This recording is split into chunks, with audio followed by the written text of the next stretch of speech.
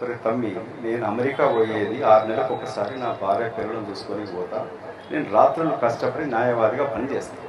నీలాగా నేను దుబాయ్కి వెళ్ళను, పత్తాలు ఆడడానికి పోను. మధ్యాహ్నం వరకు ఉండి మధ్యాహ్నం పారిపోయి హైదరాబాద్లో ఉండి దందాలు చేసుకోను.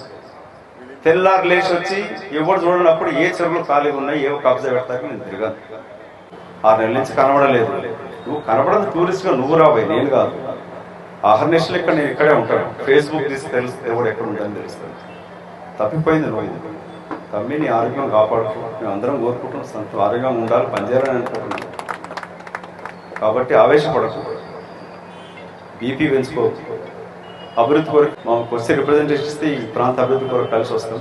కాంగ్రెస్ పార్టీ యొక్క ప్రభుత్వం, రేవంత్ రెడ్డి గారి యొక్క పరిపాలన పైన నమ్మకం ఉండే వాళ్ళ బీజేపీ కార్పొరేటర్లు కూడా రాజకీయంగా వ్యతిరేకించినా కూడా అభివృద్ధి కొరకు కలిసి వస్తా ఉన్నారు. వాళ్ళు రిప్రజెంటేషన్ ఇస్తా ఉన్నారు. అభివృద్ధిని మేము రాజకీయాలు చేయాలి. 3 ఏళ్ళ తర్వాత చూసుకుందాం, ఎవడు ఎలక్షన్కి గెలుస్తలేదు. నన్ను 3వ స్థానం అని మాట్లాడుతున్న తమ్మి సుధీర్ రెడ్డి 2014 నీ స్థానం ఏంది రాబోయ్?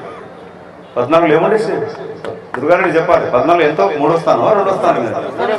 3వ స్థానం. అది కూడా ఎన్ని వేలతోటి తులసి చెప్పాలి.